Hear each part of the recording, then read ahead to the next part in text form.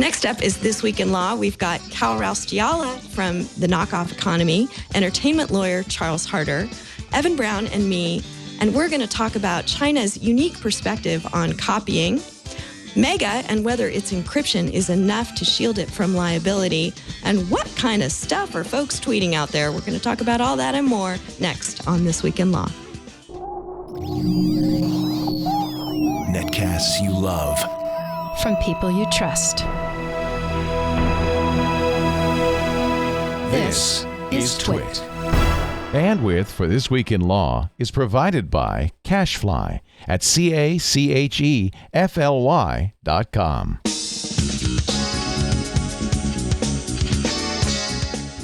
This is Twill, This Week in Law with Denise Howell and Evan Brown, episode 196, recorded February 1st, 2013, Splashing Ignominy. This episode of This Week in Law is brought to you by ShareFile by Citrix. Enhance your workflow, send files of almost any size easily and securely with ShareFile by Citrix. Try ShareFile today. For a 30-day free trial, go to sharefile.com, click the radio microphone, and enter Twill. And by LegalZoom.com. LegalZoom is not a law firm, but provides self-help services at your direction, such as affordable business and personal documents you can trust. Visit LegalZoom.com and use offer code TWILL to receive $10 off at checkout. Hello, everyone. Thanks for joining us for This Week in Law. I'm Denise Howell, your host of the show, along with Evan Brown in Chicago. Hello, Evan. Hi, Denise. Happy Friday. Hope everything's going well with you. Everything is going great. Great to see you again, as always. Same here. We have two wonderful guests this week on This Week in Law. Joining us from UCLA Law School, co-author of The Knockoff Economy is Cal Raustiala. Hello, Cal. Hi, how are you? Thanks for having me.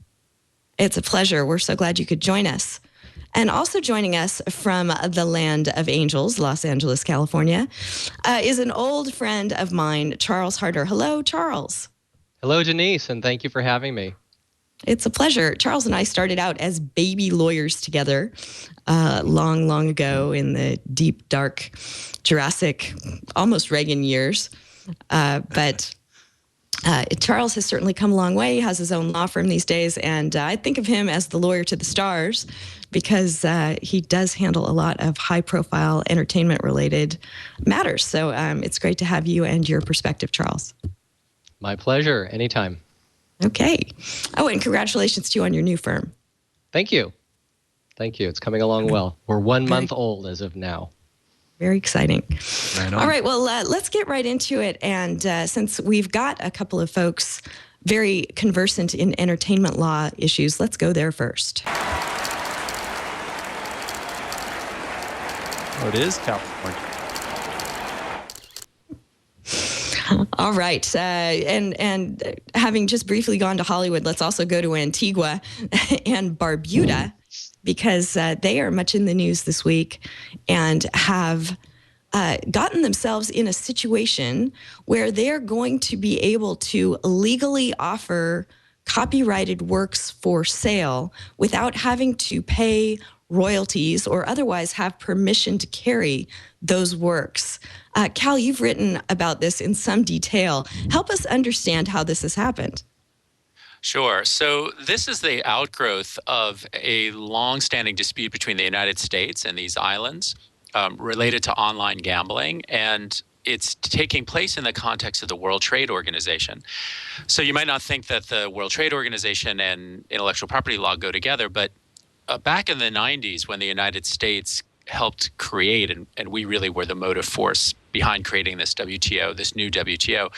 One of the things we wanted to do was put IP law into that. And so we pushed through successfully a kind of side agreement, normally known as TRIPS, for trade-related aspects of intellectual property. And TRIPS mandated that WTO members have kind of minimum standards of intellectual property protection. And so it was one of the ways that we wanted to make sure that developing countries and other countries who maybe weren't so protective of IP protected it. So the irony of what's happening here with Antigua is we have this dispute going on about online gambling. Antigua has basically won that dispute before the WTO court. It's called the appellate body. And normally countries can suspend obligations under the WTO if the loser does not comply with the ruling. The U.S. is not complying with the ruling. And so the typical way that people do it is they raise tariffs on goods or something like that. But for a tiny island, that's not really an effective strategy. So what they proposed, and they're not the first, other states have proposed this in the past, is, well, what if we suspend our IP obligations? Can we do that? To the tune of $21 million a year or a day. I can't remember what the exact figure was, but to an amount that meets whatever the harm that we've been suffering. And the WTO has essentially said, yes, go ahead and do that. And so that's an unusual twist. So the U.S. is very unhappy, and of course Hollywood is very unhappy. I'm pretty sure it's $21 million a year. Yes, I think you're right. So that is a lot of money, but not what it could be, I guess. I'm sure it does raise a lot of questions about how you calculate that. If you're permitting illegal, or I should say unauthorized downloads, how do you calculate that 21 million figure? When do you hit it? Do you assume that every download is a lost sale, which is Hollywood's favorite way of calculating these things? That has a host of problems. Most importantly, most people will get things for free if they can, and they wouldn't necessarily have purchased them. So it'll be interesting to see how this is actually implemented, if in fact it is implemented. And I think there's reason to doubt that this will ever really happen. But at the moment, it's moving in that direction. Right. It sounds like they have quite a bit of leverage now to negotiate something. Right. And that those negotiations are underway. Charles, have you looked at this, and what are your thoughts on legal piracy in the Caribbean? Well, obviously, I'm not in favor of legal piracy anywhere because I represent talent, and talent makes its living off of people complying with intellectual property laws. And also, they do business with the studios who make their living off of the same thing. So to the extent that all countries can be encouraged and required to comply with the usually accepted rules of intellectual property law, including copyrights and trademarks and everything else.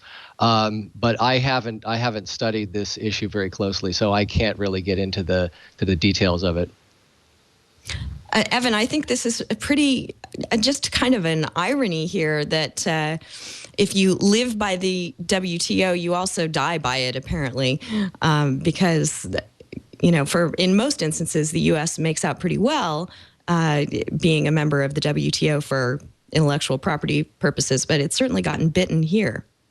That's right. And that's a good way of looking at it. Live by it and die by it as well. It certainly is a unintended consequence of the framework. And, when it is worked out this way in this framework, it's certainly not what anybody would have anticipated when, this framework was established a number of years ago. And so, I haven't studied the nuances of it either. I have it's enough effort for me to just be a good lawyer when it comes to domestic issues, and when we talk about larger issues that online cyber law, for lack of a better term, these types of international issues that cyber law gives us. I know they're really nuanced, and that there's all kinds of wonkish talk to be made about it. And I'll leave that to Cal, because he's good at that stuff. But I see this not so much as a copyright issue as just some mechanism by which Antigua was doing what it could in retaliation for the U.S.'s stance on gambling. So copyright just happens to be the manifestation of the dispute, not necessarily anything intrinsic with copyright law, other than it being a useful means to gain leverage in this way. So I have no idea. I don't really have enough insight to say how this would go out, but I'm intrigued by what Cal says when he speculates that it's unlikely that we'll see something actually bad happen in the copyright front here. So it's one of those things where I'll wait on the sidelines and see what's going to happen in the next year or so. I think Evan made a lot of good points. If I could just jump in on that, I think he's right to say that, one, this is, I don't know for sure whether anyone anticipated this in the U.S. government when we pushed through, this is back in 1994, pushed through the TRIPS agreement. Probably nobody did, but it's possible. But either way, I think it is a sort of ironic consequence, because really what we were trying to do is strengthen copyright protection primarily, but also patent protection around the world. And now we're sort of being, and we're trying to use the leverage that the WTO has, and it has a lot of leverage because of these enforcement mechanisms. So that's now being flipped against us in a way that's obviously troubling to many here in Los Angeles, but also throughout the country. So the reason I guess I think that we'll try to negotiate a settlement, which is always possible, is that the precedent is disturbing. So even though the amount, 21 million a year, if you really think about what's at stake, that's pretty small. But the precedent is disturbing to the U.S. And the only other thing I'd add to what Evan said is all of these WTO disputes, when they occur and there's retaliation for noncompliance with a ruling, there's always someone who gets caught as collateral damage. So the typical way that we do it in a trade dispute is we'll say, like, let's say it's with Europe, with the EU, we'll pick luxury goods or, farm like maybe cheese from the south of France or something like that, where we know, and we'll slap 100% tariff on that. And we know that those farmers are going to go ballistic about that. And they had nothing to do with the underlying dispute, but we know that they will really push on the government of France and of the EU to change whatever law is at issue.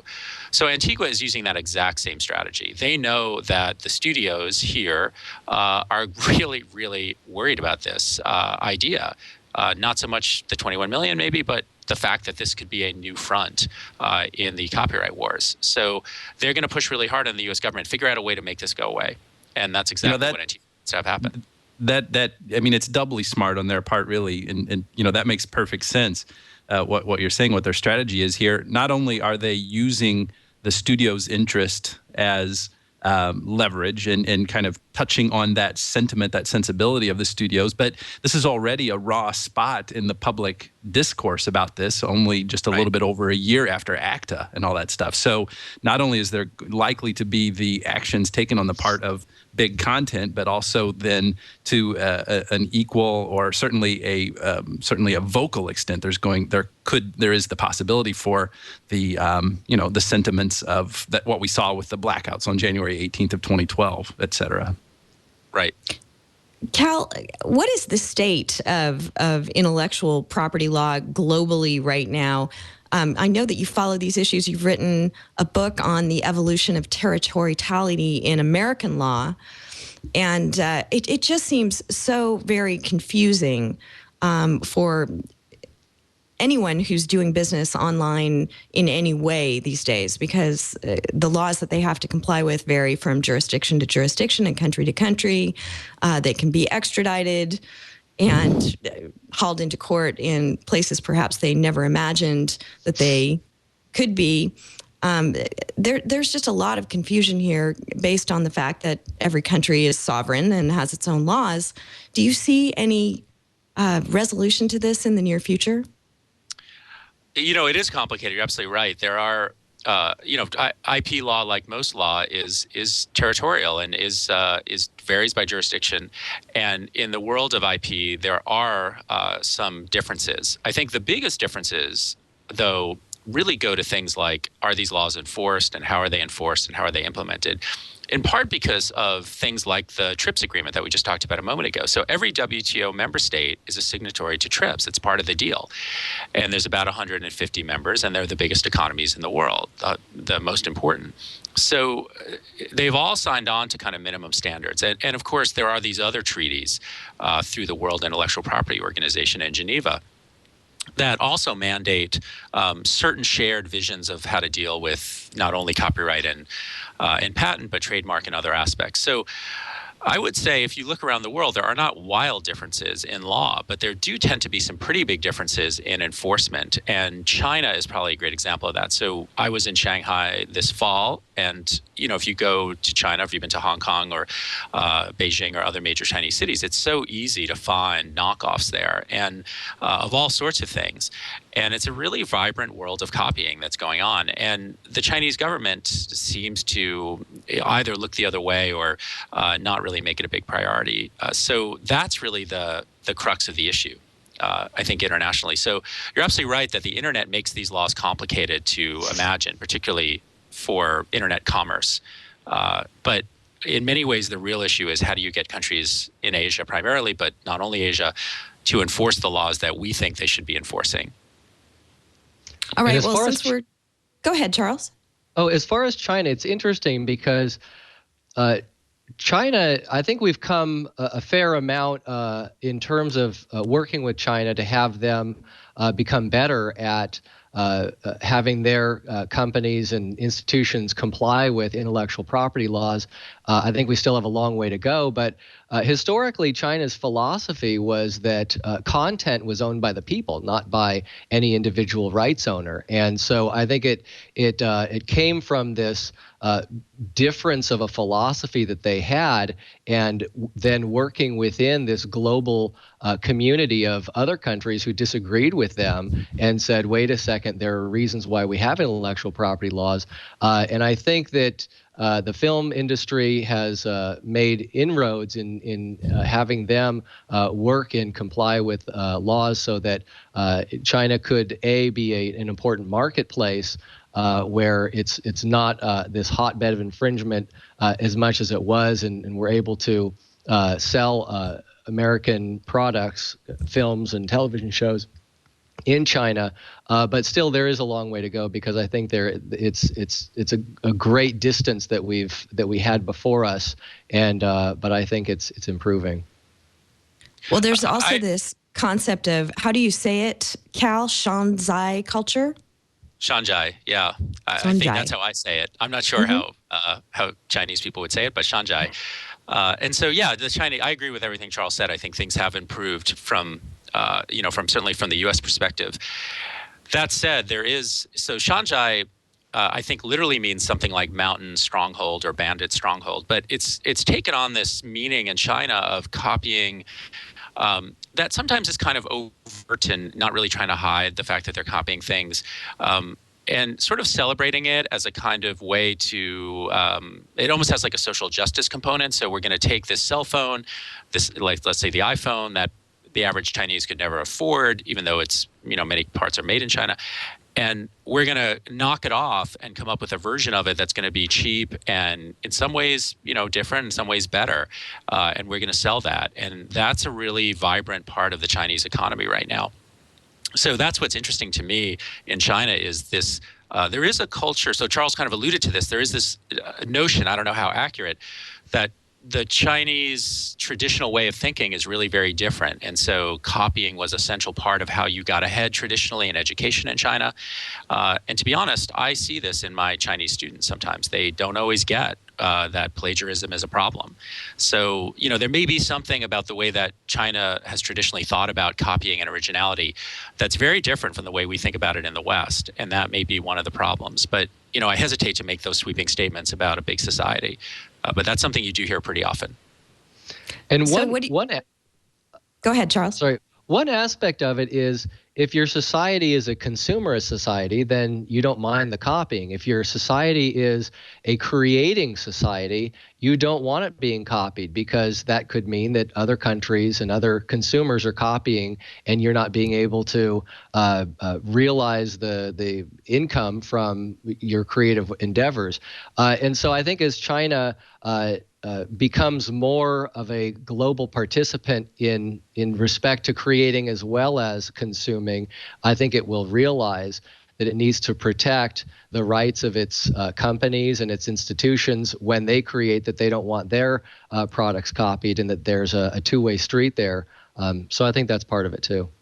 I think that's right. I mean, that's certainly our story in the U.S. We were a huge pirate nation for a long time, and the British hated the fact that we were ripping off their books, copying them left and right, and we over time became a champion of IP rights as we developed.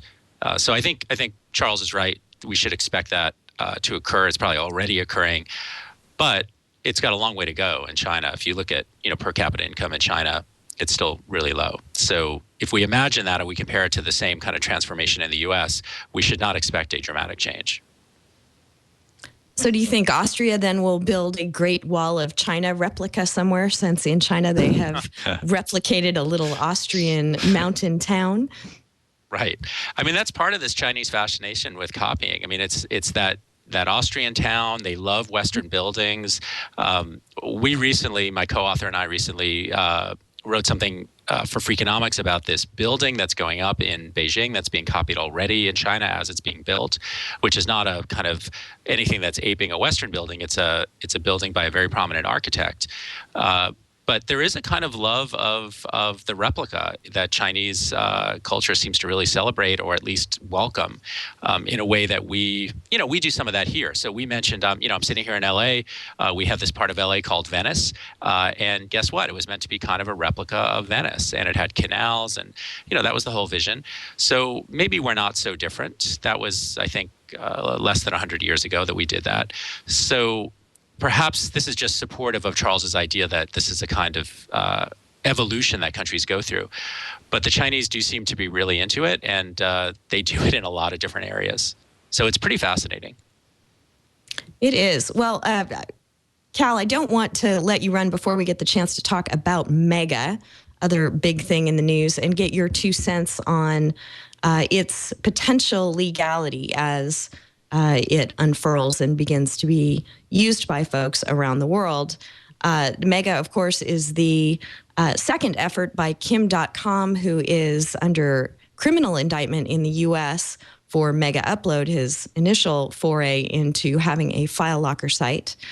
Mega attempts to avoid some of the initial problems of Mega Upload in one distinctive way, having end-to-end encryption. So files are encrypted starting on the client-side computer and going all the way up to the server and back again. And Mega has no way of knowing, because of that encryption, what exactly is being stored on its site. Cal, do you think that helps or hurts them? It's hard to say. I mean, I think we've had this struggle for a long time between things that have infringing uses but also have non-infringing uses, going back to the VCR decision in the 80s and probably beyond that as well. And so, I think a lot of it, as I read some of the case law that's developed over the last decade or so, a lot of it does seem to go to this issue of maybe the courts don't say it in these terms always, but intent, and are you clearly trying to, enable piracy or not? Or are you just doing this neutral thing that maybe will also result in more piracy? So I suppose you could view this as positive, but I think at the end of the day, there's still going to be a lot of skepticism, and people are going to say, look, you're just trying to make it so that you don't really know, but obviously your business model is built around, or your intent is built around enabling piracy. So, I guess difficult to answer, but I'm skeptical that'll make a huge difference. Yeah, I'm sort of skeptical myself. One of the things I remember from the Supreme Court's Grokster decision, aside from all the other factors of how you're trying to encourage infringement, was the invocation, the stir suffix. Are you right. trying to be like Napster? And we've called ourselves Grokster. Well, what is that supposed to mean? So, if they were really... this may be a small thing, but if they were really trying to get away from the Mega Upload business model and stigma, then perhaps changing the name more substantially would have been a good thing to do. Yeah. Evan, I know you talked about this on This Week in Enterprise Tech. Can you give us your thoughts here too? Yeah, well, I think Mega is probably going to be okay in large part under the DMCA. The courts have been very consistent in giving it broad application, and in the Grokster situation, which is not necessarily a DMCA, the facts of the Grokster case were supported the argument that there really was some particularized and active involvement on the providers of that platform to invite users to come and infringe. With Mega, yeah, we know what its motives appear to be. We know Kim.com and all his charisma and his character and all that stuff, but that doesn't mean that he's doing anything particularized to invite particular people to come and commit particular infringements. So I think in large part, the DMCA, at least in the United States, and all of the effect that the umbra of protection that the DMCA would afford it is going to be pretty robust. Now, for me, the larger issue is not whether Mega is going to avoid copyright liability, because there doesn't seem to be too much unusual about that. Yes, I hear what Cal's saying, that there's this issue of whether or not they're willfully blind. And I don't know if you use those words necessarily, Cal, but I mean, it sounded like what you were trying to say, that, that if... No, I think that's right. But if a provider is going to become so willfully blind and ignore red flag indicators, we get that from like the ISO hunt case a few years ago, to the point where they're almost literally an ostrich with their head in the sand. And incidentally, I don't think ostriches really do that in nature, right? But you know what I'm saying. Then maybe that's a problem that's going to erode the DMCA safe harbor protection. The larger issue for me is what it means to be a responsible citizen on the part of the intermediary, what the intermediary's role is in being a responsible citizen. And I think the real potential for harm to occur in a mega that is comprised of encrypted content going from user to user and made available is in the other kind of content that is up there, and because of it being encrypted will be harder to police in the broadest sense. Child pornography is the best example of that. Other information that is per se illegal or presumed to be illegal other than infringing content. And so that's just it's the negative aspect of providing a platform like what the new mega is that it would give that content a easier channel in which to travel, and that's unfortunate and has the ability to cause much greater harm than the type of infringement that we usually talk about right at first when we think about the new architecture on this. Well, I see by the clock at the top of my computer screen that we have to let Cal go. He has some other obligations he needs to run and take care of. But we've been really happy to have you on the show, Cal. I hope we can do so again. That would be great. Thank you so much, Denise. And I enjoyed being here and talking with Charles and Evan as well. Sure. And I'm very much enjoying your book. And I hope that others will go out and check out The Knockoff Economy, because it is a fascinating take on the culture of copying. So thank you so much. Take care. Bye-bye. See you later. Bye. All right, Charles, I'm wondering whether I'm foreseeing an argument around this encryption that Mega is using, that Mega is making it harder for folks to use automated scripts, et cetera, to find what might be infringing material on there, that they're going to have to learn of individualized links rather than having some sort of content ID system that's going to be able to look at these encrypted files. And that might actually wind up, although it helps Mega on the one hand because it helps them say, we have this wonderful business model around protecting your privacy. On the other hand, it incidentally has a difficulty of finding infringing works on the service. Do you see where I'm going? To be honest, I'm not an expert at Mega, so I wish I had more to contribute on the issue of Mega, but I'm sorry. That's okay. What do you think, Evan? Do you think the encryption thing's going to hurt them?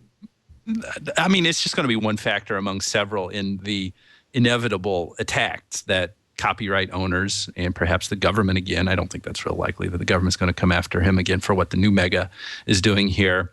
But it's just going to be one factor. It's not going to be dispositive by any stretch of the imagination, because he's not the first person to devise this idea of allowing a platform to transfer encrypted information. There's absolutely nothing new under the sun when it comes to that, and never before has that in and of itself presented a legal issue, when it comes to copyright liability. It could really get interesting if we then get into the issues we've touched on a couple times in the recent past with the Fifth Amendment interest that a person has in not being forced to give up information to decrypt content that they're wanting to conceal. So I see that as an interesting little side tale, little vignette over here in one of the corners of the Mega story that could take place. This whole issue of what Fifth Amendment right to keep yourself free of providing incriminating information about yourself might there be, but that seems unlikely to come up in the copyright context again, unless there's some massive alleged infringement going on. Right, but in the cloud data context, you're absolutely right that Mega is going to be the subject of subpoenas, undoubtedly, asking for people's encryption keys to be able to look at the material that's on their service. Yes, and I trust that from what I understand, it's all built into the system to, really be superly willfully blind. On superly willfully blind. I like that. Yeah. I mean, that's like, putting a blindfold on and putting, running it in the completely opposite direction. And that's what I understand the architecture does. I certainly don't understand the nuances of how the architecture does that. But that's one of the features, is to really, truly be a platform where Mega just in no way could know what's going on its system. But that doesn't mean that plenty of other people wouldn't know what information is available there. And it's my understanding that Mega has already been, received hundreds of DMCA takedown notices from content owners, even though it's just been up for 11 days or so at this point. The real effectiveness of the system depends on there being widespread knowledge of what content is available there. Even though there's plenty of honor among, I can't believe I was actually going to say that, because I don't want to characterize pirates as thieves. That's anathema to what my very belief in. But I was just, on an offhand way, used the phrase that even though there is honor among thieves. Again, I'm not calling pirates thieves, okay? Thank you. But there's going to be widespread knowledge, and the copyright owners are going to learn what works of theirs are available through the system, even in unencrypted or in an encrypted manner, so that the DMCA takedown notice would be forthcoming thereafter. Right. There's an article at PC World talking about the various takedown requests that have already come in, and that was as of January 30th. There had been 150. I guess it's 150 warnings covering several hundred works. Beyond that. So if also this article references a search engine, much like there were for Mega Upload, trying to point people toward infringing materials that would be on the service. And it's mega-search.me, a French website, which obviously would have more trouble than I think Mega itself by trying to, end run some of the superly willfully blindness, some of their ability to say that there's not infringing material on the site. So it does appear that, hope springs eternal, and that if you want to sit back and enjoy your Django Unchained and let's see what else they found, Benny and the Jets and Microsoft Office, that the fact that all those things were available there could be aggregated, and I think the sites that do that have their own kinds of liability to be trepidatious about. Let's go ahead and take a break and thank our first sponsor for this episode of This Week in Law, which is ShareFile. In business, effective communication is key, as you all know. Sending emails with attachments that are too big, that bounce back, that just wastes your time and energy, and certainly is frustrating for your client or customer. Dropping your files into online boxes for others to access is not safe or secure. ShareFile by Citrix, though, understood these challenges and created a better solution for your business. Now, millions of accountants, lawyers, and other business professionals rely on ShareFile. ShareFile is so easy for anyone to use. It allows you to send files of almost any size securely. You can track the progress of your files, and you get notifications automatically when files are opened. You can control who has access by using tools like password protection. You can even sign and edit files for streamlined collaboration. Plus, with ShareFile, you can access files from anywhere, your laptop, your tablet, or smartphone. So it really is the go-to business tool for anybody who needs to use cloud storage in their business, and anybody who needs to share large media files with their clients and customers. I know that it has become my firm's extranet without my having to actually construct such a thing. It has the ability to customize the site so the experience looks just the same as what your clients are used to dealing with. And of course, your clients are always used to dealing with email. So when they get a link in their email to go and access a ShareFile file that you've shared with them, it's a very familiar and easy experience. So I want you to go ahead and take my special offer. You can try ShareFile for free for 30 days. Sign up for this 30-day free trial offer today with no credit card required and nothing to lose. Go to sharefile.com, click on the microphone, and enter TWIL, T-W-I-L. That's sharefile.com, and type in TWIL. Thank you so much, ShareFile, for your support of This Week in Law. All right, let us get back to our stories. Let us first, I wanted to drop in our first MCLE passphrase for this episode of This Week in Law. Let's go ahead and make that mega. And I wanted to note, too, that Eric Gardner had a good comment about all the legal hand-wringing about mega, and that is, the technology itself is one thing, but you really have to see how the technology is used before you can decide what's going to happen with it on the legal front. So that happens now, as Eric says. So you can find his write-up on the legalities at our discussion points for the show at delicious.com/thisweekinlaw/196, along with links to all the other stories that we're discussing today. And one of the things right in Charles's wheelhouse has to do with the rights of publicity of the talent and other folks that you represent, Charles. I venture to say you've handled quite a few right of publicity cases in your day, yes? I think I've had 28 major celebrity lawsuits and hundreds of non-lawsuits. That's right.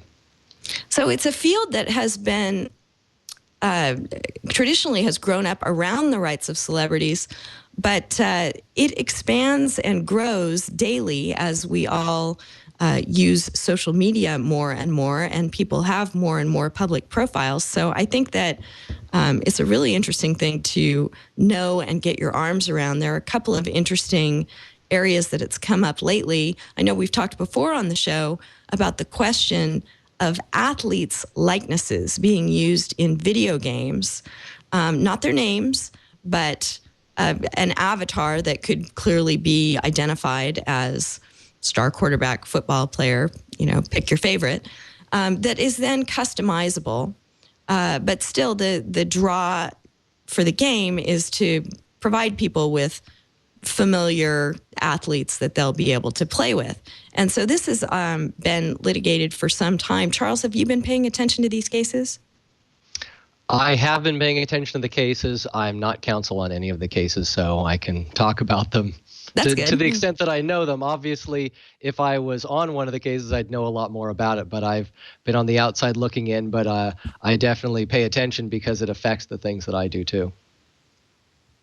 Great. So what do you think about, I guess there was one case in California and one in New Jersey that have come out somewhat differently. The New Jersey case has come down on the side of since the people can tweak the avatars and, they may start out looking like somebody, but they're not necessarily going to wind up that way when the game is played, that gives an element of transformativeness that takes a claim off the table and leaves the athletes out in the cold. Do you think that was the right decision? I think that was the wrong decision, and the district court in Northern California, I think, got it right when they said that it's an infringement, or at least it has the potential to be an infringement. And it's interesting because the transformative use test says that if you take a celebrity name or image and then you transform it into something that is different, then there can be a free speech First Amendment element that can be protected and thus non-actionable. But what the New Jersey court said is because EA, Electronic Arts, created this game and allowed the user to transform, which the user didn't have to if it didn't want to, but the user started out with a player who is an actual person and their statistics and their number on their jersey and the team name. And I thought that they may have had the actual name in there, but I can't remember. Ryan Hart was the plaintiff, and I can't remember if his name was actually used in the video game. But it was enough indicia of his personality in that avatar and in the game that made it easy to identify him as a particular player. Now, EA did not actually change any of his stats, any of the look or the jersey number or anything, but it made it available for the user to change it. So the user would be the party that would be engaged in the transformation and not EA. But nevertheless, the the judge in New Jersey said, well, that's good enough for me. I'm going to say that's transformative. But in my book, that's not transformative. In California law and the law of a lot of the states is that if you use for a commercial purpose a name or an image or a voice or a signature of an individual, doesn't have to be a celebrity, it's just any individual, then you need to have permission from that individual to do so. And if you don't, then that can be an infringement unless a defense applies. And here EA argued that it had a First Amendment right to do what it did, and the New Jersey court agreed, but that's on appeal.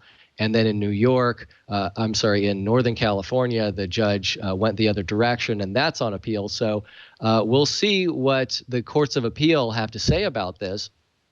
And I almost wish that the panel in New Jersey or in that circuit and the panel in the Ninth Circuit in California would have some discussion among themselves and try to come to some consensus, because otherwise this is bound to go up to the U.S. Supreme Court, which has only had one case in the past on right of publicity, and that was the Zacchini case involving a human cannonball act that was filmed on an evening news show, and the Supreme Court said that it was an infringement to allow that clip of the man shooting out of the cannon and soaring through the air and landing into a net to be on the news program, because he had a commercial interest in people paying to see him rather than seeing him for free. So this could be the opportunity for the Supreme Court to take on its second right of publicity case. And of course, it always leads to the ongoing discussion of, well, shouldn't we have a national right of publicity law, because every state has its own law, and some states have no law, but that's not to say it can't be made through common law or through statute. But it's an interesting host of issues there. Would a federal law necessarily help it? Because even though that regulates what the right of publicity is, you've still got the way it would be applied in particular factual context vis-a-vis the First Amendment. Even though there's uniformity, people would be doing different things, developing games in different ways. Would that really go as far as what we might think on first blush to solving the problem? Well, it wouldn't solve all litigation, because there's always litigation over the borderline issues. Is this situation transformative or not transformative? But it would help to establish the transformative use test, for example, as a defense, because that's a California creation, which the New Jersey court did apply, but other courts don't necessarily apply it. So I'm thinking more broadly in terms, not just in terms of Northern California versus New Jersey, but nationwide, where you have states that apply, they have their own laws and they apply them differently, and they have their own defenses and apply them differently. And so it causes a person to wonder what's going to be the law of a particular state if I bring a lawsuit there, or I have to defend a lawsuit there. And that actually goes into the consideration of where you bring a lawsuit. In fact, I was debating this just yesterday, whether to bring a lawsuit in one state versus another state based upon the different laws that apply. We had a defendant in one place and a plaintiff in another, none of whom are in California. And so it would be easier if everybody followed the same law, although obviously from a talent perspective, we would want the law to be as strong as a state with strong plaintiff protections like California or Indiana, whereas defendants would probably like to have laws that apply that are consistent with a state that may not be as strong. So, are you finding that the right of publicity comes up in cases more and more for everyday people?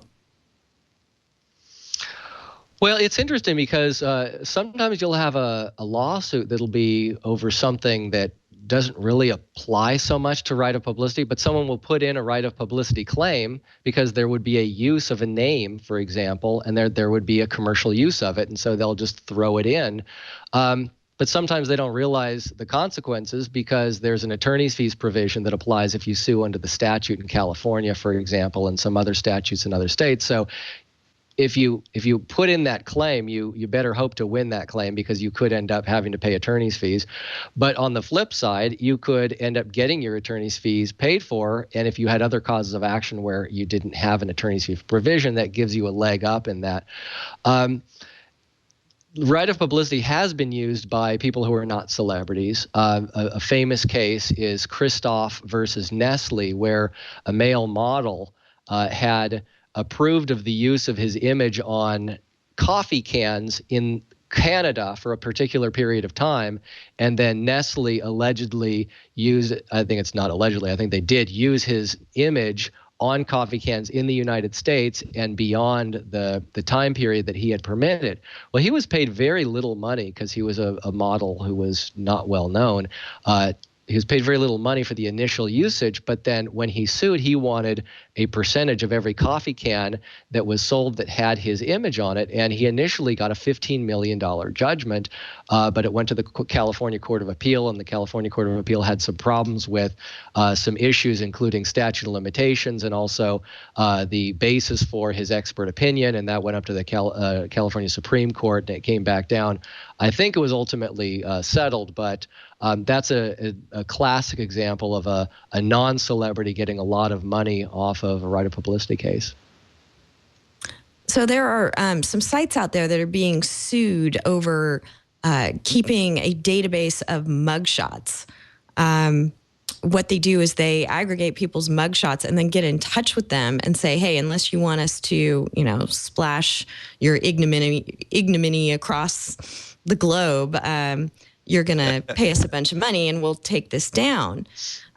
So there's an interesting write-up of this over at the Citizen Media Law Project by Jeffrey Hermes there that makes a good point that one of the, at face value, of course, you would want people to be able to say, hey, that's my name and likeness you're using. You should not be able to shake me down with it. But he raises the point that use of someone's name and likeness for commercial exploitation has always been the crux of a right of publicity claim. And the way you get to that is to create a false impression that this person is supporting or endorsing or the product or thing being advertised. That's, although the Facebook-sponsored stories case never got fully litigated, they've settled it.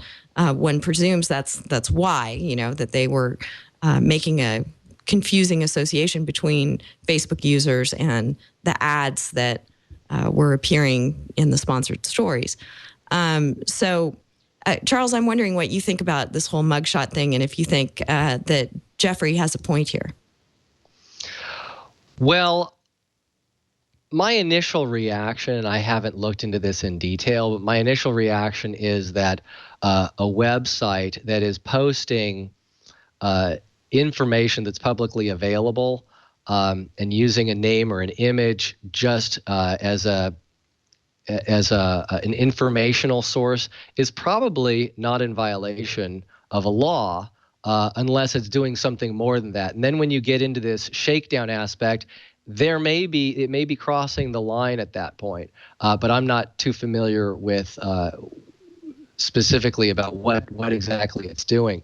But some examples are things like if you have a blog and you're posting images of celebrities wearing gowns and you're saying, I like this gown and I don't like that gown, well, obviously that's First Amendment. When you start getting into, now you can buy this gown and click here and you can buy a knockoff of this gown, and you're using the celebrity's name and image to help market and sell those products, I think you're crossing the line there.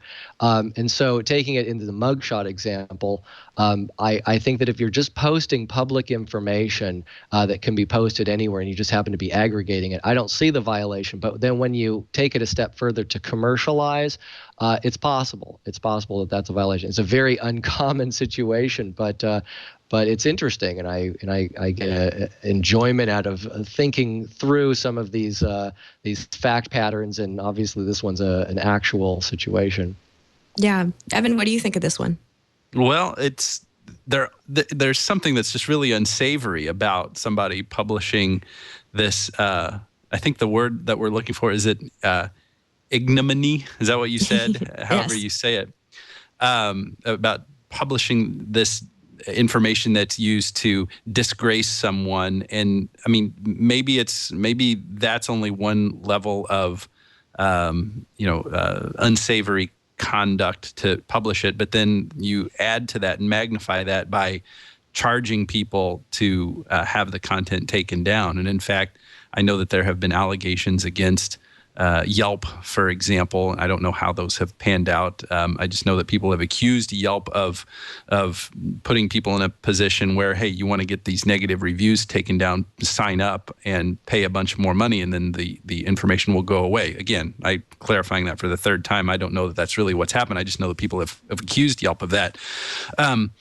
So that's just something that there ought to be some recourse that someone has if they're really being taken advantage of, and their reputation is the one that's being held hostage and leveraged in a way like that. I wonder what relevance that Section 230 may play in something like this, and that would the argument that Section 230 immunity would provide to a website operator would be, we're publishing information that was provided by someone else, and we can't be treated as the speaker of that, and we're immune from our publication of that because this is third-party content. I don't think that would carry the day. I see what I'm doing here. I'm just setting up a scenario and then just going ahead and knocking it down. I don't think that would carry the day, because the real tortious conduct that's going on here, if there is any, is in that later step, the post-publication step of having somebody pay you money to take it down. Even if it was a right of publicity claim, that that's still not going to the providing of the service there. It's to that extra step there. So there's that. I think that it's worthwhile to at least consider what role Section 230 would play in this. But I think we're really starting to, by me suggesting this, probably stretching the framework of Section 230, perhaps to a point of to a breaking point in all this. But no doubt it's a claims under right of publicity for having to pay to take your mugshot down is it strains the right of publicity. But there's just this feeling that there ought to be something that a person can do in that situation, and I can't place exactly what that is. Right. It's a little bit like the Is Anyone Up site that we've discussed numerous times on the show, except for they've never gone to the length of saying, if you pay us, we'll take it down. They just like having the shots up there. Right. This is a slightly different animal, and there probably are some other laws that would come into play to address the sort of extortionate aspect of what's going on there. Before we leave the right of publicity, Charles, we talked last week on the show about an interesting case in the Seventh Circuit that Evan wrote up involving Joan Rivers. Had you heard about this one? I read a write-up of it, and I can't remember what the facts are. If you could remind me. Yeah, sure. In general, someone was making a documentary film, and the plaintiff in the case was having a conversation with Joan Rivers after her just concluded act. She had been heckled, and they were talking about that, and it was a documentary about the stand-up comedy world. And the clip made it into the documentary. Let's see, Evan, who was the plaintiff in this case?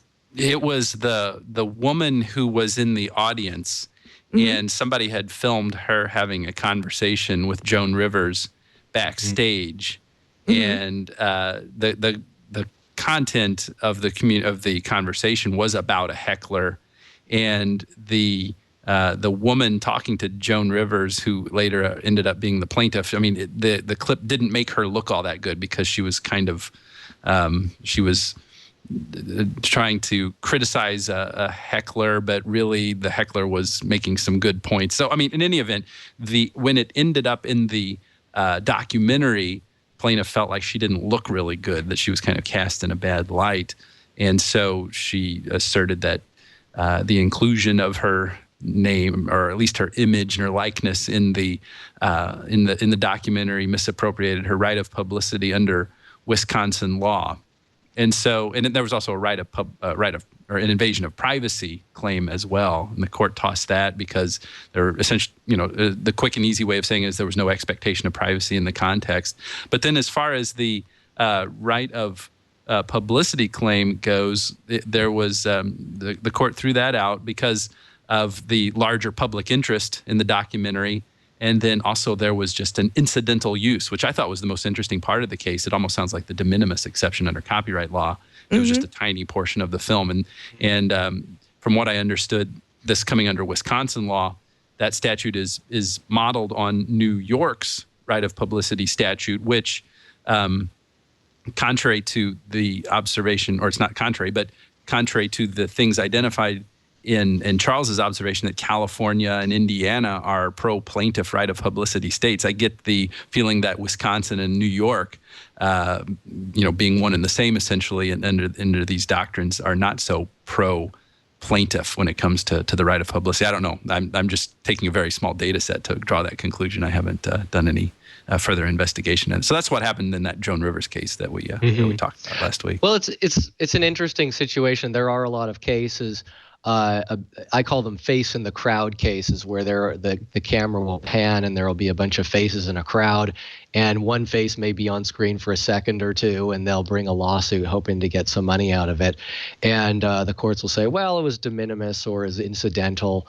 It just wasn't enough to really merit a claim where there would be damages paid. And in Joan Rivers' situation, I assume, but I don't know, that when there's a taping, that the producers will let the audience members know that this is being taped and the tape will be used. And one of the elements of right of publicity is permission. Did you give your permission or not give your permission? And so if somebody is going to be in the audience during a taping and start heckling and see the cameras filming, it's not. You don't have an argument that this is non-permitted use, although I suppose if the producer said this will be used for XYZ and it will not be used for ABC, and then they do use it for ABC, then I guess you have an argument there. But I think courts tend to they have some leeway there, and I think that they tend to rule that if there's a usage that's pretty small, that they're not going to allow that to take up the court's time and a jury's time, because you're talking about something where the damages are probably just so little, if anything, and the liability is just so questionable that they're just not going to allow that to occupy the court's time. But Charles, that's not to say, look, but sometimes I always say, well, what if it was not 9 seconds? What if it was 9 minutes? What if it was 90 minutes? What if somebody was followed around and filmed, and then somebody created a documentary off of them? Then I think you have a different situation. One thing about right of publicity, though, is if it's in the context of a film or a book, and courts are holding that if it's in the context of a video game, that you're getting into First Amendment use as opposed to pure commercial speech, which is to take an image and put it into a television commercial to sell a product, putting it into a billboard that's selling a product, which goes under a different context. So this is where the battles are fought, though, is this particular medium a First Amendment medium, or is this a commercial medium? And if it's a First Amendment medium, is First Amendment free expression, is that the purpose of this particular speech, or is the purpose really just to sell a product, and the usage is really focused on that, in which case you could have a right of publicity situation even if it is a First Amendment medium, because there's certain obstacles that you have to overcome. So, I mean, I can't say that I would disagree with what the court had to say in the Joan Rivers case, but I always say, well, what if this and what if that, and if the facts were a little bit more in favor of the plaintiff, at what point in time would a reasonable judge have to say, I'm just going to allow the jury to rule on these factual issues as to whether this is a commercial use or not a commercial use, or if the judge wants to take that up himself in summary judgment and say, I'm going to say this is commercial. I'm not going to say this is permissible. And I've had situations where judges surprised me in how they ruled on things, where I thought that something that was equivalent to this, I've represented defendants as well, and I had a case where I felt that there was a situation that was similar to this Joan Rivers situation, and it was in New York, and the judge allowed that to go to the jury, and I was kind of surprised. It was an image on a shirt, and the image it was the back. It was the back of the person's head. It wasn't their face. It was the back of somebody's head, and they sued over putting that on 300 shirts. But you never. The point is this: you never know which judge you're going to get and what their biases are going to be and how they're going to view a particular situation.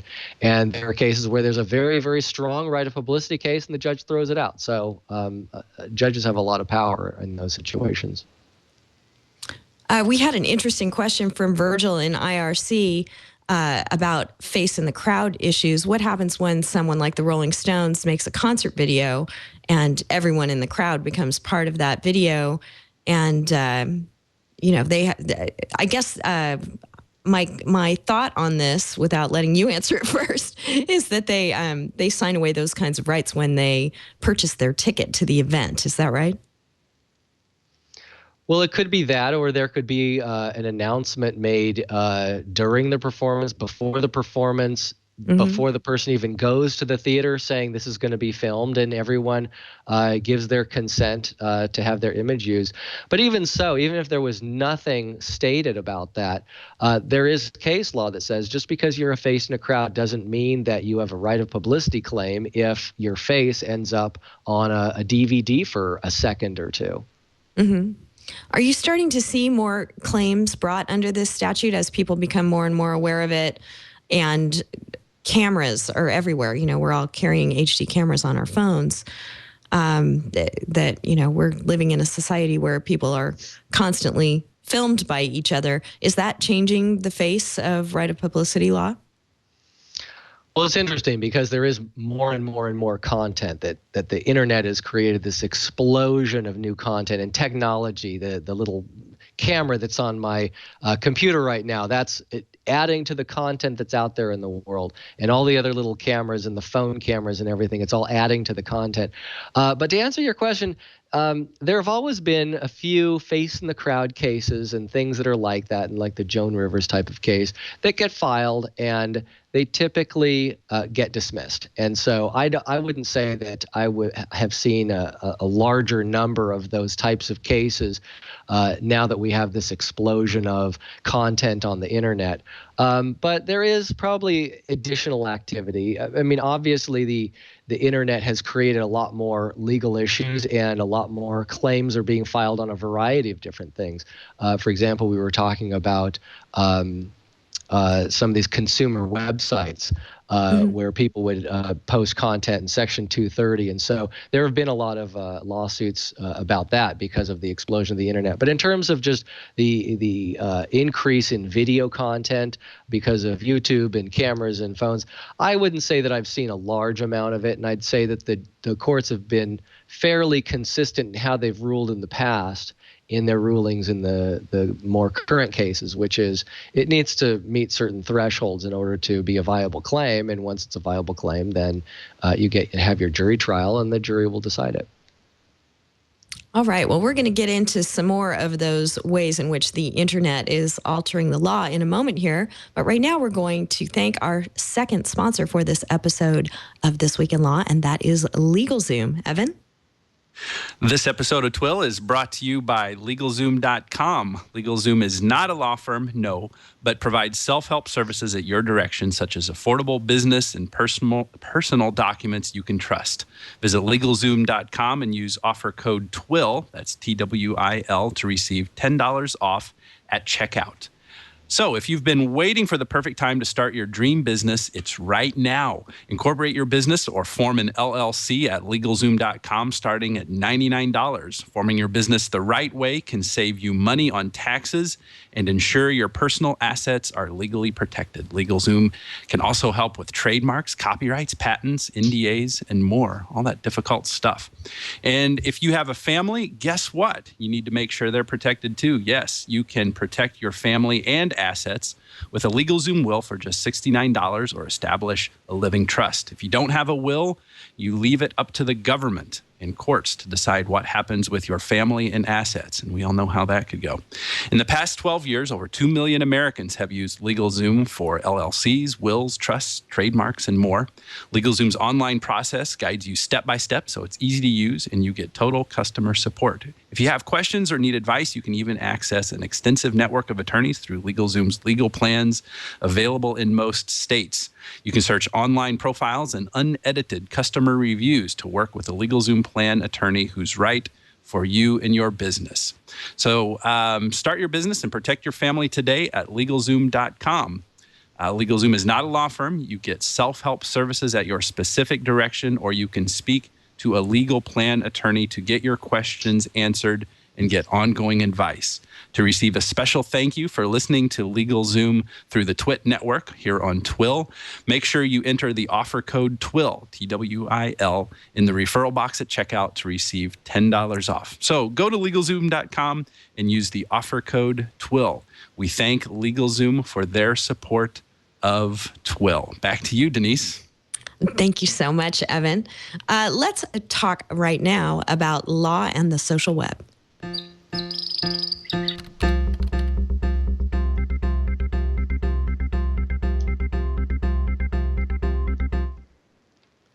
Well, we were talking about this a bit before the break.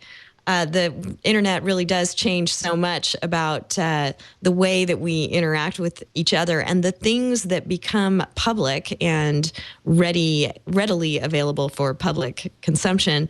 There were some interesting stories along these lines this week, including tweeting a receipt, tweeting a firing, and something, Evan, that reminded me a lot of taking a picture of underwear on counsel table, posting a picture of an officer's 911 discussions to Facebook. So why don't we start with that one, Evan? Tell us what happened there.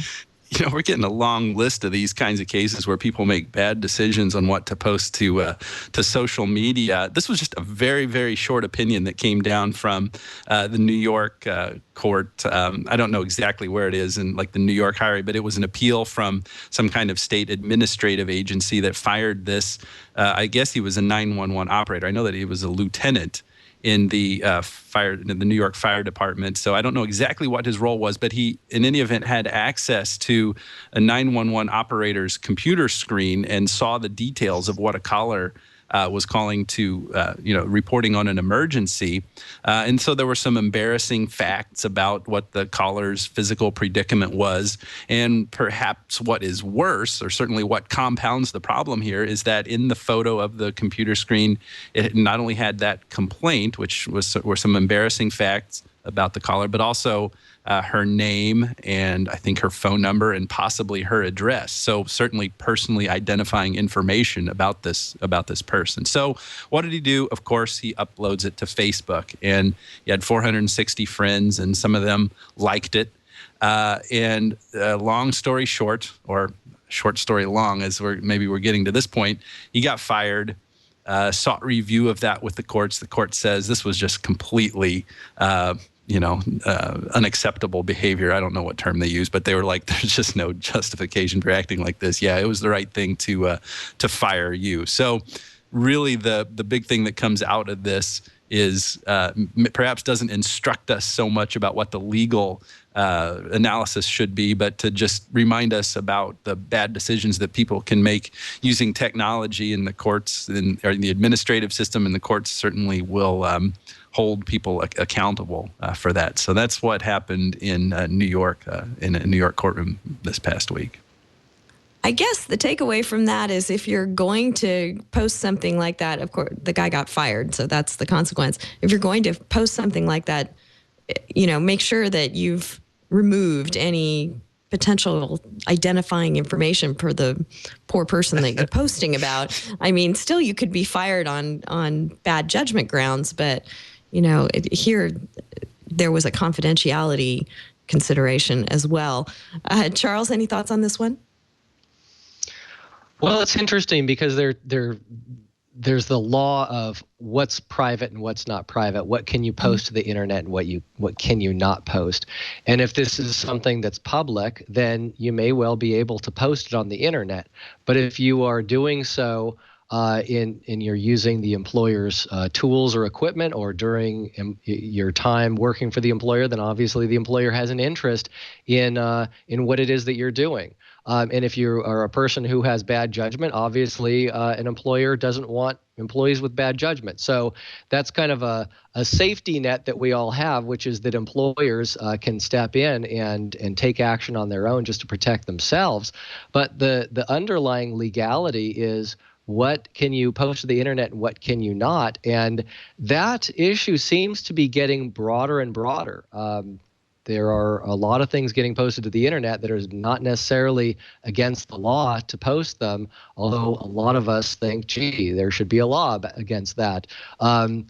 There's a case from the California Supreme Court where a person was in an accident and was medevaced in a helicopter from the scene of the accident to a hospital.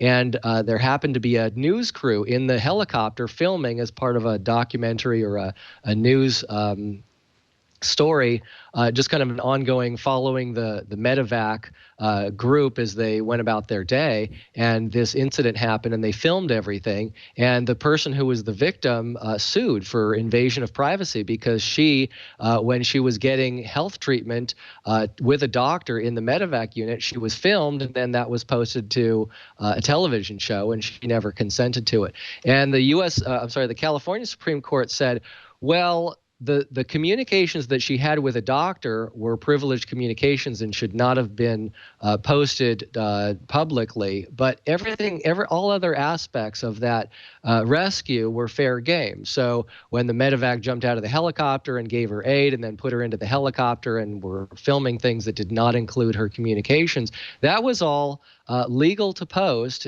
and she didn't need to give her consent. So that's where the California Supreme Court happened to draw the line in that particular instance.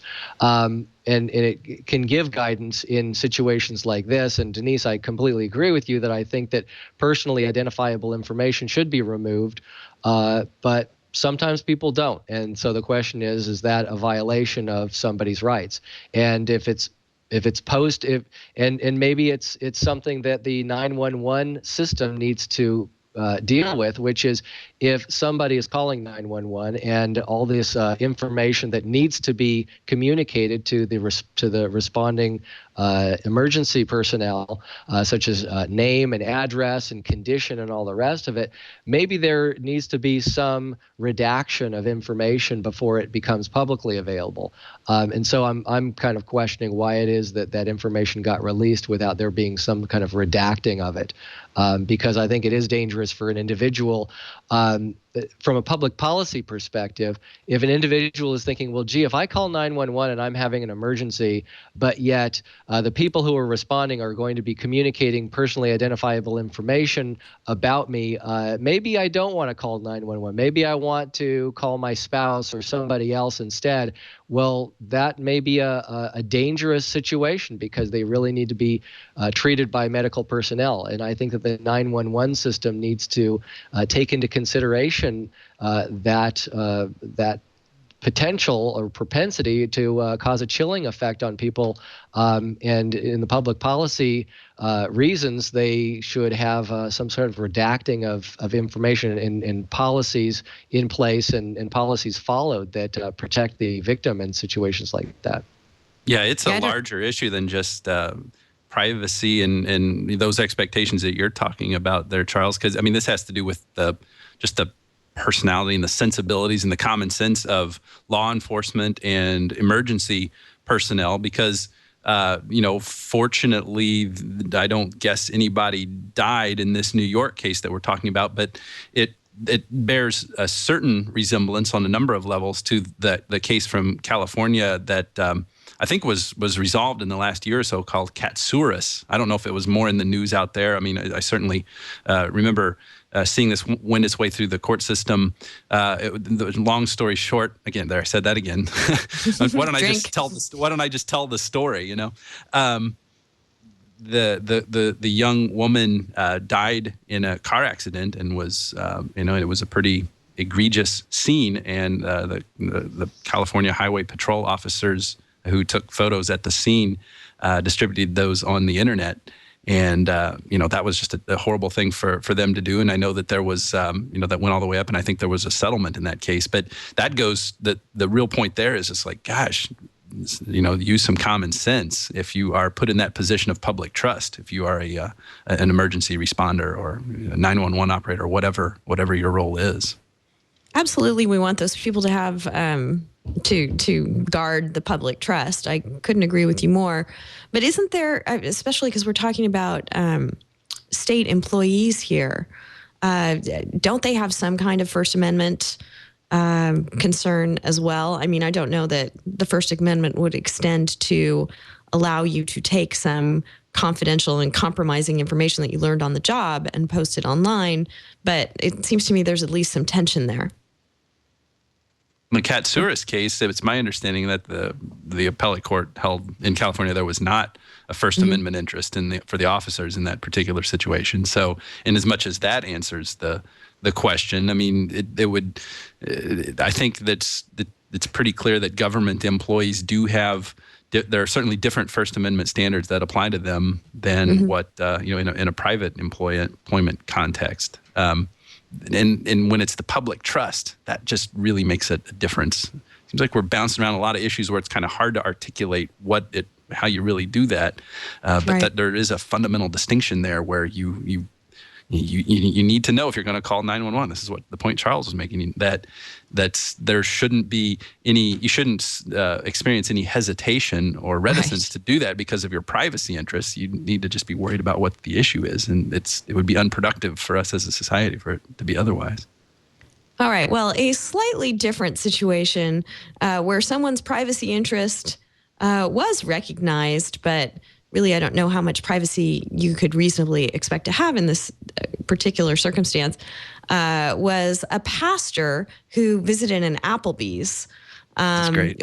There was he was part of a party of 8 or more, so the standard 18% tip got added to the bill, and he annotated the bill, refused to leave the tip, put a big 0 where the tip amount would be, and said, "I give God 10%. Why do you get 18?"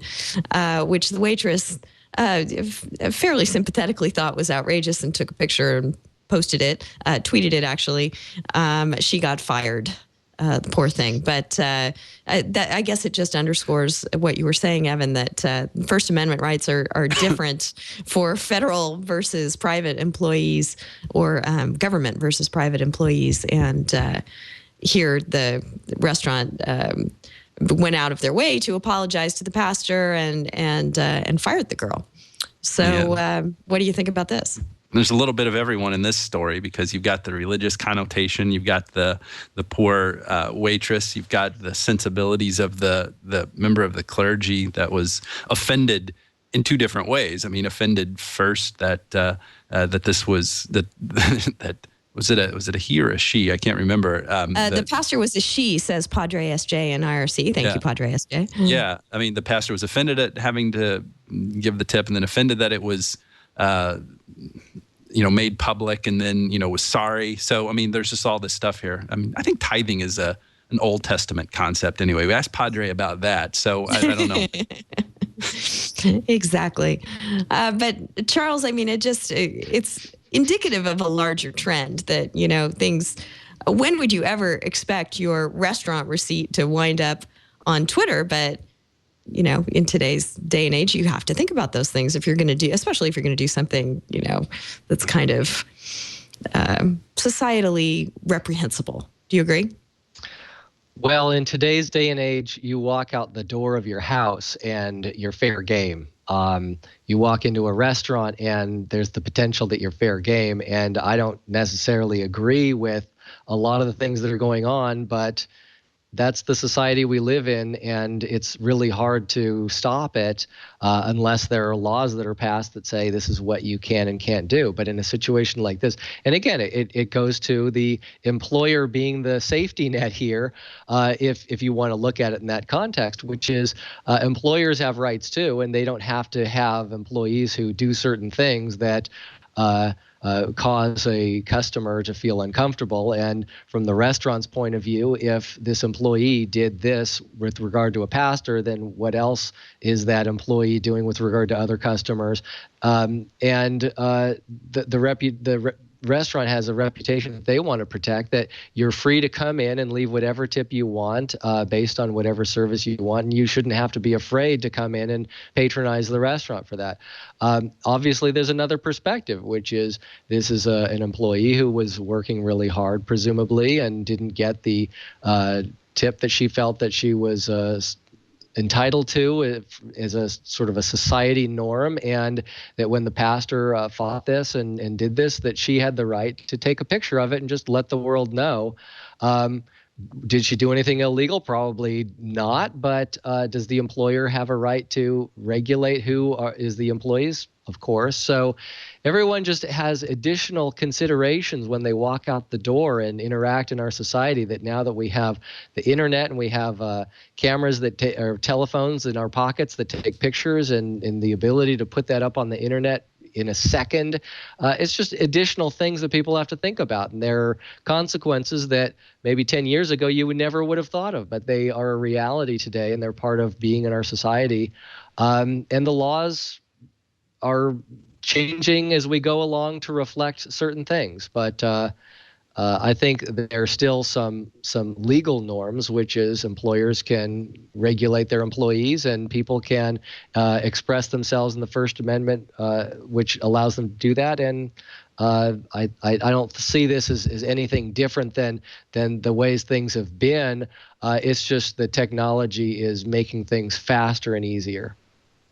Let me make two more points. First, that pastor should forgive the waitress, and so she should get her job back. But I wonder if the pastor actually could be liable criminally for theft, because I mean, for not leaving the 18% gratuity, striking out and purporting to say zero and all that stuff, because isn't it if you look at the fine print at the bottom of the menu and there's not an Applebee's. I'd have to go a couple miles down the road to go check the Applebee's tonight. But it seems like if you're saying that you have that agreement, you have that understanding, it's almost as if there is a contract that has been formed. Right.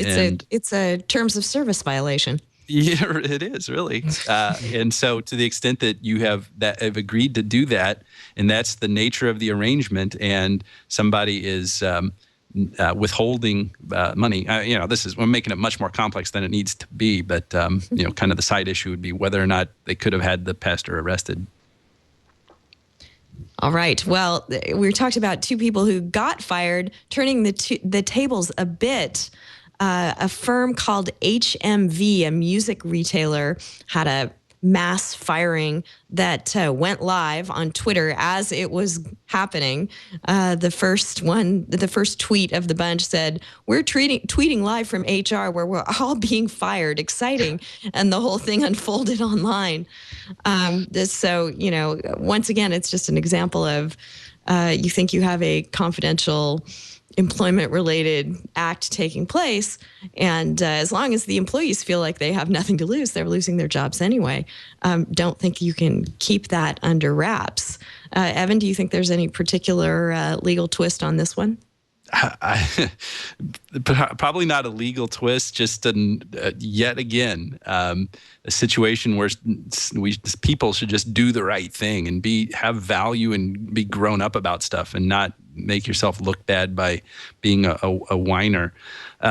Maybe I would feel differently if I was in the position of just having lost my job like that. So maybe I should be measured in my criticism of others like that. So I don't see what the point of legal liability or the risk for that is in this situation. It's just that this is a difficult situation for an enterprise to be in, because no matter how much rulemaking and guideline promulgating and policy implementing that you do, when it comes to the point when you are having somebody who has the keys to the magic social media drawer for your enterprise and they're being asked to leave, there is a very precarious situation that you're in for something like this to happen. And Fortunately, I can only surmise that this happens pretty rarely, and perhaps not inevitably in the life of every enterprise. But boy, it's a risk that the enterprise faces when it does put a person or a small group of people in the position of having what's the word I'm looking for? The voice, the soapbox, to talk to the whole world like that. Right.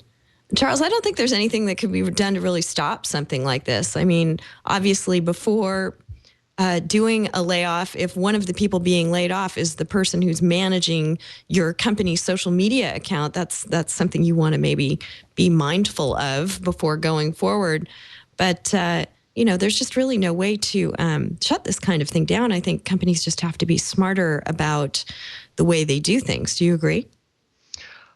I do agree, and it goes back to the point we were just talking about before, which is they're just additional considerations now that phones are everywhere and microphones are everywhere. You just have to think it through a little bit better so that if you're going to do a mass firing, maybe have people come into a room and leave their telephones and other devices at their desks and then come into the room, and then you have the talk with them about what's going on with the company and that you can't let them, that the company can't afford to keep everybody on anymore. But if something like that gets tweeted, what can you do about it? I mean, obviously, you may have a situation where every employee signed a confidentiality agreement. They agreed to certain terms and that they wouldn't make public things that happened within the four walls of the company. But realistically speaking, what are you going to do? File a lawsuit against somebody who tweeted that out? And if you do, what are your damages, and can you go after damages? It starts to get murky. And then, of course, you're just going to snowball this issue of company that does mass firing and has no heart is now suing person who posted a video about it and seeking X number of dollars for damages. And it's just bad PR upon bad PR.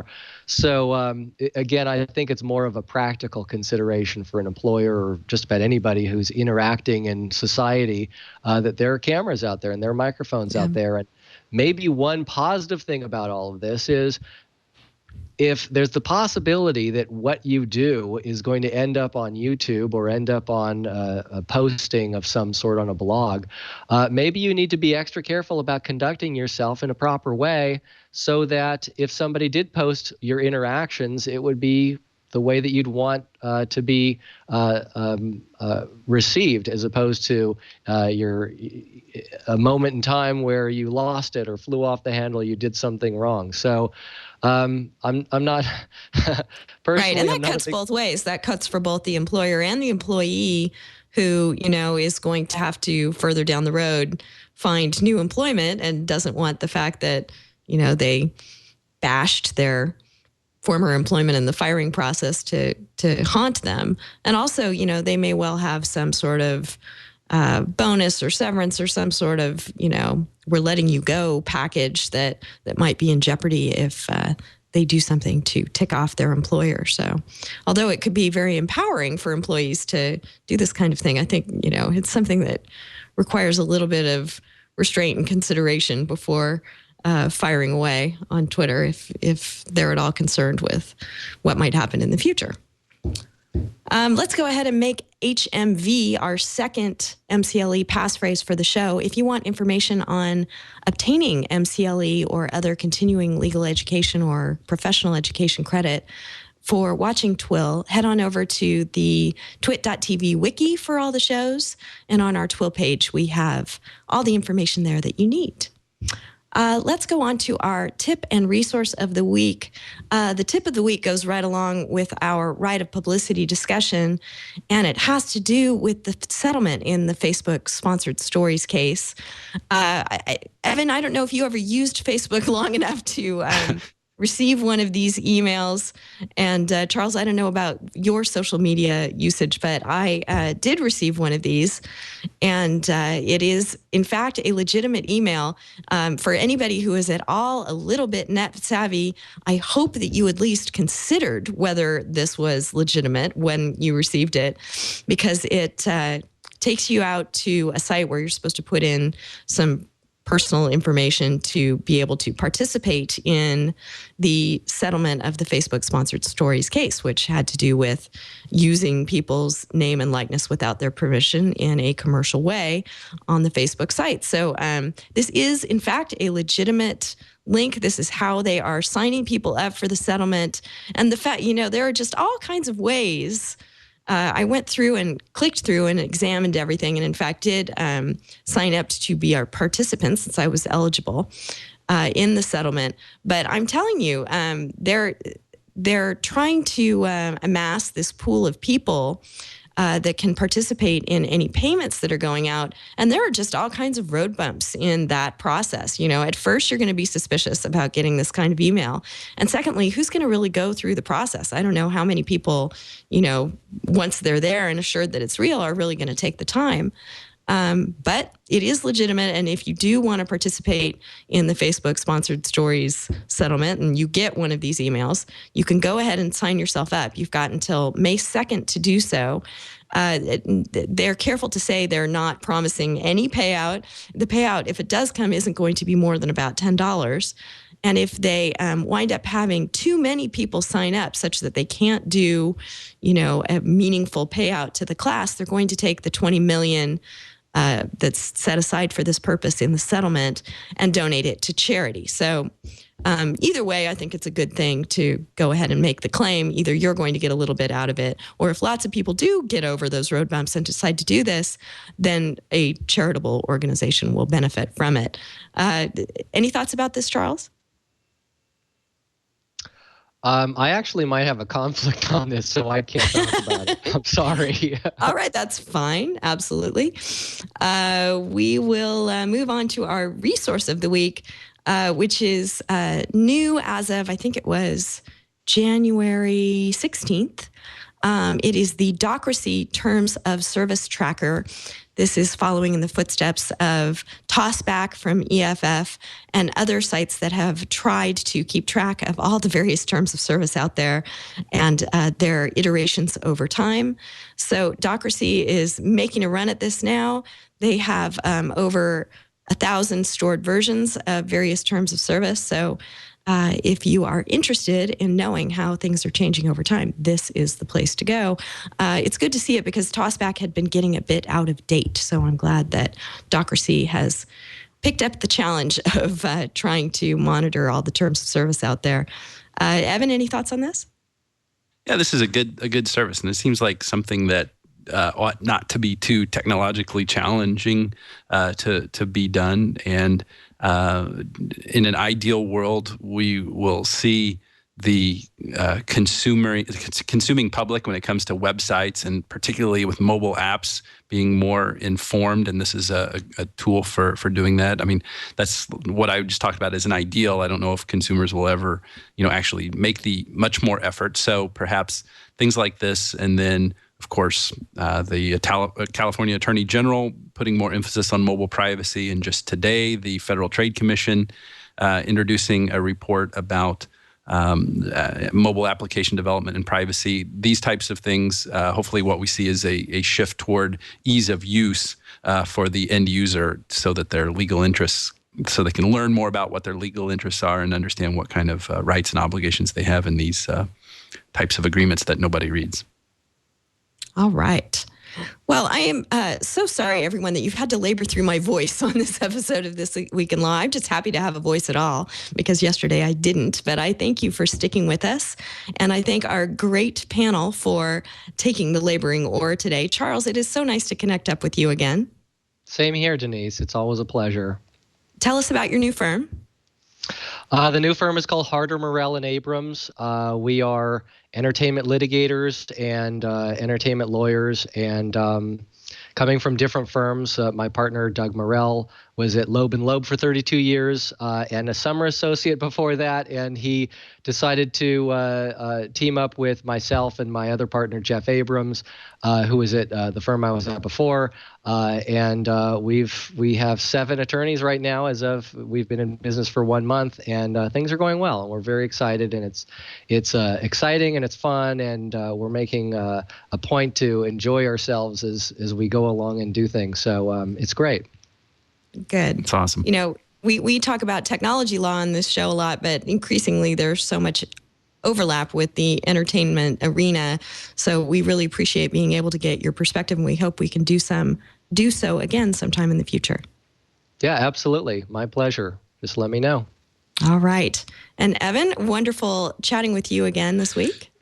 Yes, the same. Always fun. Always a highlight of the week. And glad you made it through this. And I hope that your panel discussion goes, or the panel that you're speaking on, or the presentation I know you're giving this afternoon. So hope that you can rest the larynx for a while and make some success with that. And Charles, very nice to meet you. Let's be sure to connect and stay in touch. Sounds like you're up to some really great things. Congratulations on launching the new platform. I know that's exciting. Thank you, Evan, and it's nice meeting you. And we should get together one day and share notes. For sure. All right. Well, thank you again, Denise. And I'm looking forward to next week. Me too, as well. We'll see everyone next week on This Week in Law.